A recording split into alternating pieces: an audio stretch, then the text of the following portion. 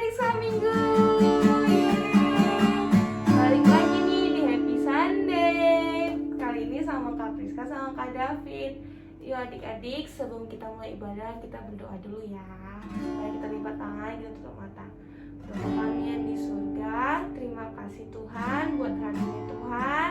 Kami mau ibadah, berkati kami dari awal, pertengahan hingga akhir.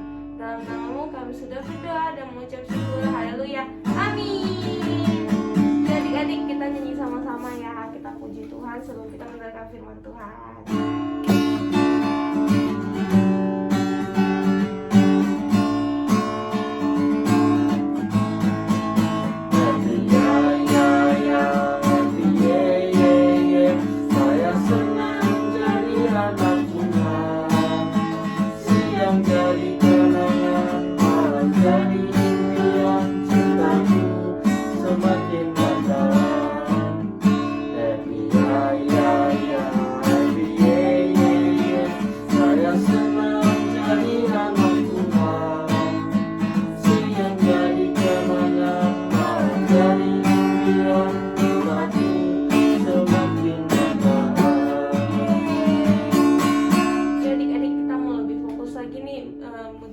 Sebelum kita masuk ke dalam firman Tuhan, tetap fokus ya.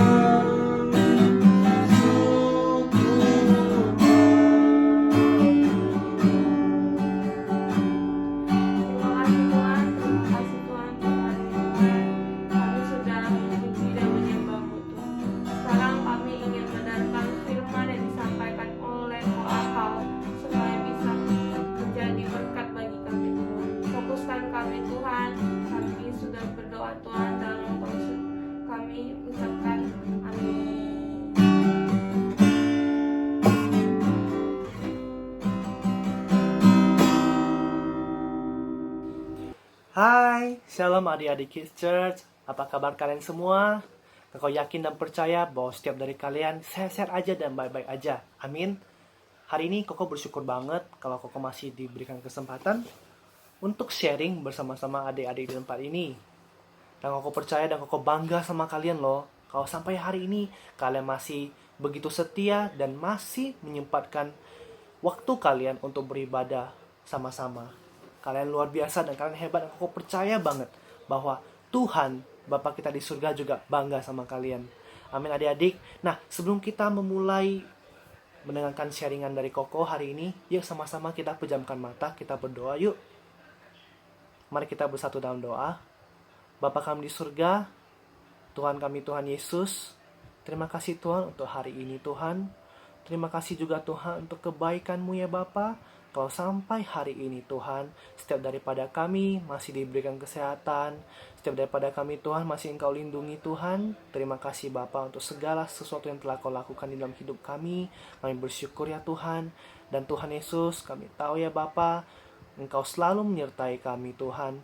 Nah hari ini Tuhan, kami mau mendengarkan firman-Mu, kami mau mendengar kebenaran-Mu. Tuhan, Engkau buka hati kami, buka telinga kami Tuhan, kami siap mendengar firman-Mu ya Bapa.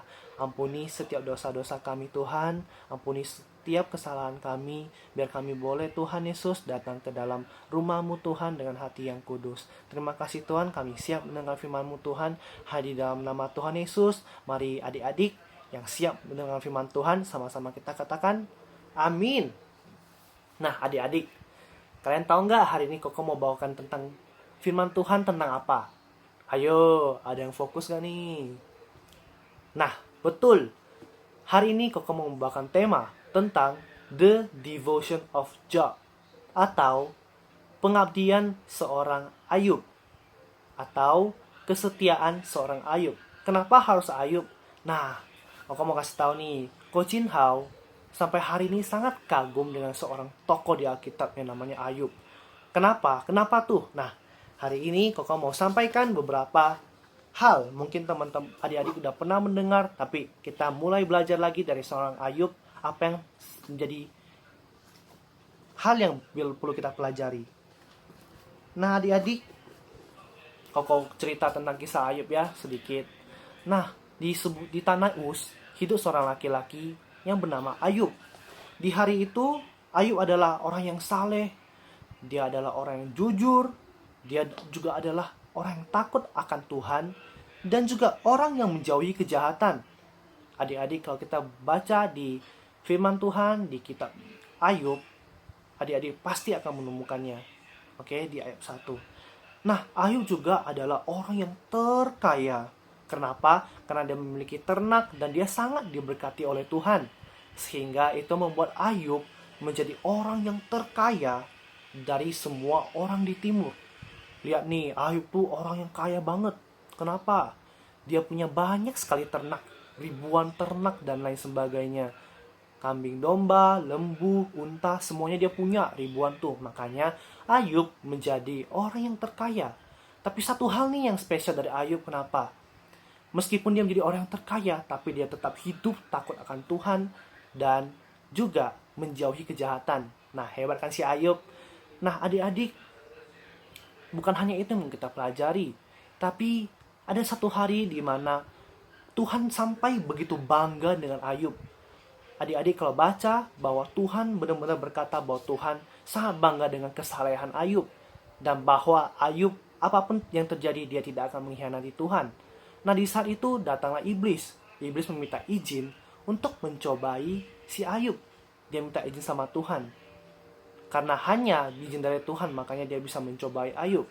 Di saat itu iblis berkata bahwa cobalah biarlah iblis yang mencobai si Ayub. Karena kalau tidak dicobai tidak akan tahu kualitas dari iman si Ayub. Nah dan Tuhan pun mengizinkannya dan Tuhan bilang jangan sampai mempengaruhi nyawanya. Hanya apa yang dia miliki saja. Oke teman adik-adik sampai situ mengerti ya. Nah di saat itu juga apa yang terjadi tuh? Setelah Tuhan mengizinkan itu terjadi. Nah di saat itu yang terjadi adalah kambing dan dombanya Ayub diserbu oleh orang. Dan juga ternak-ternaknya dibakar dari api setrum ke bawah sehingga terjadi kebakaran yang dahsyat. Sehingga ribuan ternaknya habis semua. Mengerikan sekali ya adik-adik. Nah di situ juga adik-adik kalian juga harus tahu bahwa tidak hanya itu saja. Ternak-ternaknya dari lembu-lembunya, kambing-kambingnya, sapinya, untanya semua. Ada yang dirampas, ada yang diserbu oleh orang lain, ada yang dikena sambar api dari langit sehingga mati semua. Dan yang parahnya apa? Di saat itu juga terjadi namanya angin ribut dari padang. Sehingga angin tersebut membuat rumah si Ayub roboh dan hancur. Itu cobaan yang dialami oleh Ayub. Dan yang terparahnya apa adik-adik? Rumah Ayub roboh dan hancur, dan itu menimpa anak-anaknya, sehingga anak-anaknya semuanya meninggal, dan tinggallah sisa Ayub dan istrinya. Dan di saat itu juga Ayub tidak menuduh Tuhan. Mari Koko mau bacakan satu firman Tuhan di Ayub 1 ayat 21 sampai 22. Kita baca ya. Di Ayub 1 ayat 21 sampai 22. Katanya, dengan telanjang aku keluar dari kandungan ibuku, dengan telanjang juga aku akan kembali ke dalamnya. Tuhan yang memberi, Tuhan yang mengambil, terpujilah nama Tuhan. Dalam kesemuanya itu, Ayub tidak berbuat dosa dan tidak menuduh Allah berbuat yang kurang patut. Oke, adik-adik sampai sini paham ya? Nah, setelah ujian yang pertama, keluarganya meninggal, anak-anaknya, perempuan dan laki-laki meninggal, dan juga ternak-ternaknya semuanya habis, rumahnya juga roboh. Di situ Ayub masih bertahan dan tetap percaya kepada Tuhan dan tidak menuduh Tuhan, dan masih berhasil menjaga imannya. Tetapi tidak sampai di situ aja. Dan Tuhan juga berkata pada iblis, lihatlah bahwa Ayub masih menjaga imannya dan masih percaya sama Tuhan. Tapi iblis berkata bahwa kalau tidak sampai dirinya yang kena, dia tidak akan tahu dan tidak tahu bagaimana responnya, bahwa kemungkinan besar Ayub akan mengutuki Tuhan setelah dia mengenai sesuatu pada dirinya sendiri. Nah, dan Tuhan pun mengizinkannya karena Tuhan percaya bahwa Ayub memiliki kualitas iman yang luar biasa, sehingga Ayub tidak mungkin mengutuki Tuhan. Nah, pada saat itu juga iblis memberikan sebuah penyakit. Maka timbullah bara yang busuk dari ujung kepala sampai ujung kaki, di mana Ayub tuh badannya mulai gatal-gatal, mengeluarkan cairan-cairan yang bau busuk di dalam tubuh dia, dan itu sangat gatal. Kalau tidak digaruk sangat gatal, dan garuknya itu Ayub menggunakan beling. Beling itu adalah kaca untuk menggaruk, karena saking gatalnya harus pakai kaca, adik-adik. Nah, adik-adik kalau lihat dari kisah ini, apa yang menjadi respon Ayub? Sampai pada kondisi seperti itu, istri Ayub pun sampai bilang sama Ayub, kenapa kamu tidak mengutuki Tuhanmu dan mati aja lah? Karena memang pada saat itu kondisi Ayub sangatlah parah. Dia sudah kena, istilahnya udah jatuh, kena tangga, ketimpa tangga dan digigit anjing ya adik-adik. Jadi udah sangat-sangat luar biasa sekali penderitaan si Ayub. Ternaknya meninggal, anaknya meninggal, ternaknya dirampas, rumahnya roboh, dan dia sendiri terkena penyakit pada tubuh dia. Penyakit yang busuk, mengeluarkan cairan bisul-bisul gitu dan gatel. Nah, tapi di sini yang Koko lihat, satu hal yang luar biasa dari Ayub adalah apa? Adik-adik, tahukah pada sampai akhir cerita ini, Ayub tetap setia, tetap mengabdi kepada Tuhan dan tidak mengutuki Tuhan. Kalau adik-adik baca sampai selesai. Nah, di sini apa sih yang bisa kita pelajari? Koko sangat-sangat membaca kisah si Ayub. Koko benar-benar kagum banget karena orang ini benar-benar hebat. Bahwa kau pikir kalau koko di kondisi seperti Ayub mungkin tidak sanggup ya. Misalnya orang tua meninggal, ini dan lain sebagainya, diambil oleh iblis gitu ya, dicobai. Kita nggak mungkin kuat gitu kalau dari Koko. Tapi di sini kita bisa belajar iman seorang Ayub, pengabdian seorang Ayub, dan kesetiaan seorang Ayub. Nah, satu hal yang kita bisa belajar apa? Dalam setiap keadaan, baik dalam hal yang baik atau tidak, Ayub tetap tidak menuntut Tuhan. Yang satu, Ayub tidak menuntut Tuhan dalam setiap kondisi hidupnya, mau baik atau buruk. Karena dia bilang, dengan telanjang dia datang, dan dengan telanjang juga dia akan kembali. Dia tahu hidup mati adalah milik Tuhan. Karena hanya Tuhanlah yang berdaulat. Setiap cobaan yang terjadi, bukan berarti Tuhan tidak adil. Tuhan tahu kualitas iman dari si Ayub, maka itu Tuhan mengizinkan iblis mencobainya. Oke adik-adik, nah yang pertama kita pelajari bahwa Ayub tidak menuntut Tuhan. Dalam setiap kondisi hidupnya dia tetap tidak mengutuki Tuhan. Adik-adik, hari-hari ini kita tahu adik-adik, Koko juga sampai hari ini masih di rumah. Mungkin adik-adik tidak bisa sekolah, tidak bisa jumpa dengan teman. mungkin bosan gitu ya, dan mungkin banyak hal yang terjadi di rumah. Mungkin orang tua kadang-kadang kita sering kadang-kadang orang tua bisa marah kita dan lain sebagainya. Mungkin kondisi keuangan keluarga. Tapi aku percaya bahwa segala hal yang terjadi itu adalah cobaan buat kita. Dan cobaan itulah yang membuat kita tuh semakin kuat. Nah, yang pertama kita pelajari bahwa baik senang dan tidak senangnya, kita harus terus bersyukur kepada Tuhan. Nah, Ayub juga pernah berkata, kita tidak hanya menerima yang baik aja dari Tuhan. Kenapa kita ketika diberkati, kenapa adik-adik diberkati, kita senang sekali. Tapi kita berterima kasih pada Tuhan. Kita hanya menerima yang baik, tapi ketika kita menerima yang tidak baik, kita mulai mengeluh, kita mulai bilang Tuhan, menyalahkan Tuhan. Nah, itu tidak boleh adik-adik ya. Kita belajar dari si Yakub, bahwa Yakub memiliki kualitas iman yang luar biasa. Dalam setiap hal, setiap kondisi yang terjadi, dia tidak menyalahkan Tuhan. Amin adik-adik. Nah, yang kedua, Ayub memiliki respon hati yang baik. Ketika cobaan yang begitu berat datang, ketika cobaan yang begitu luar biasa datang ke dalam kehidupan kita, kehidupan Koko, kehidupan adik-adik, tapi adik-adik tetap berkata bahwa segala hal yang diberikan, segala hal yang terjadi dalam hidup kita, semua itu adalah daulatnya Tuhan. Semua dalam kuasanya Tuhan. Jadi baik atau buruk itu adalah kehendak Tuhan. Dan kita tahu Tuhan tidak pernah berikan tidak baik dan tidak pernah memberikan cobaan yang melebihi kemampuan kita. Oleh karena itu kita tetap positif, kita bersyukur, tetap berdoa dalam segala hal, mau baik buruk dan senang, kita tetap bersyukur kepada Tuhan. Amin, seperti si Ayub. Nah, yang ketiga, Ayub memiliki kepribadian yang tahan uji dan tetap setia. Kenapa? Di saat semua hal yang terjadi, setiap malapetaka yang terjadi dalam hidupnya Ayub tetap mengikuti Tuhan. Tidak pernah bilang sama Tuhan, Tuhan aku tidak mau ikut kamu lagi lah. Padahal aku udah saleh loh, aku udah hidup baik. Padahal aku udah ikutin perintah Tuhan, aku udah baca firman, aku udah berdoa, baca Alkitab saat teduh. Tapi kenapa Tuhan masih memberikan cobaan yang begitu berat untuk hidupku? Tuhan ini kamu ada atau tidak sih gitu ya. Tapi Ayub enggak. Ayub tidak pernah berkata gitu. Ayub terus percaya bahwa hidupnya semua itu karena Tuhan. Semua yang telah diberikan dalam hidupnya itu berasal daripada Tuhan. Maka Tuhan yang berikan, Tuhan yang mengambil. Jadi kita tidak punya hak. Nah, di sini Ayub tetap setia. Satu ayat firman Tuhan terakhir yang mau Koko sampaikan di kisah Ayub yang buat Koko tuh ingat sampai hari ini. Koko bilang ini firman yang begitu luar biasa.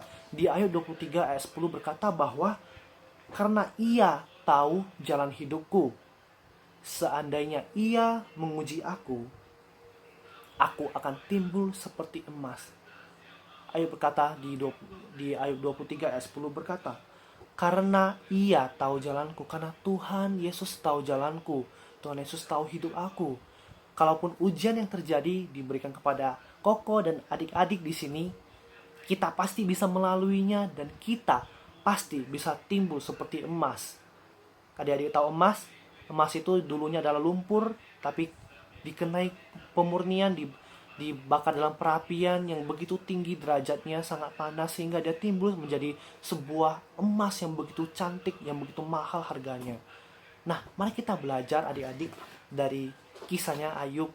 Maka itu, marilah kita terus bersuka cita apapun yang terjadi, kondisi baik atau buruk.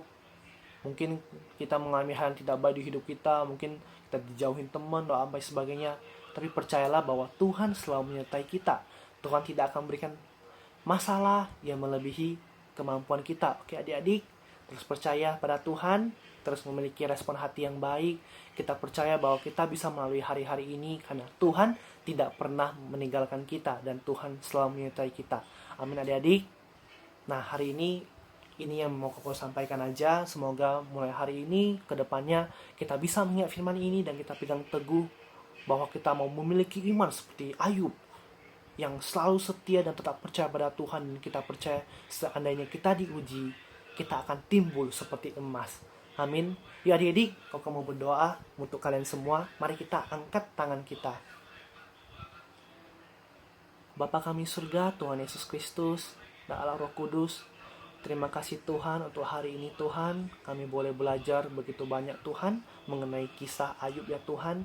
Dia yang hidup begitu saleh Tuhan, dia yang hidup menjauhi kejahatan. Tetapi Tuhan, ketika dia uji, dia tetap tidak memiliki perubahan pada mental iman dia Tuhan.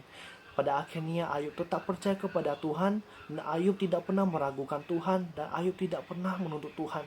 Tuhan, pada hari ini kami mau Tuhan memiliki iman seperti Ayub, kesetiaan seperti Ayub Tuhan, dan pengabdian seperti Ayub ya Bapa, supaya setiap daripada kami Tuhan di dalam kondisi dan situasi yang tidak baik hari-hari ini Tuhan, kami terus bersyukur, kami terus percaya kepada Tuhan, dan kami percaya Tuhan ketika kami diuji, kami akan timbul seperti emas. Tuhan Kau berkati kami, berkati keluarga kami Tuhan, terus lindungi keluarga kami Tuhan, supaya Mazmur Tuhan selalu Mazmur 91 Tuhan selalu menyertai kami, dan kami selalu dalam perlindungan Tuhan. Terima kasih Tuhan, terima kasih Bapa, terima kasih untuk hari ini Tuhan. Kami serahkan hidup kami seterusnya ke dalam tangan-Mu, biarlah Roh Kudus yang terus menuntun kami. Terima kasih Tuhan, terima kasih Bapa, kami serahkan semua ke dalam tangan-Mu. Hanya dalam nama Tuhan Yesus kami telah berdoa bersyukur. Haleluya, amin. Thank you adik-adik, semoga minggu depan kita ikut Kids Church lagi, kita mau terus mendengar firman Tuhan. Amin adik-adik, terus percaya sama Tuhan, terus jaga kesehatan ya. Bye-bye. Tuhan berkati.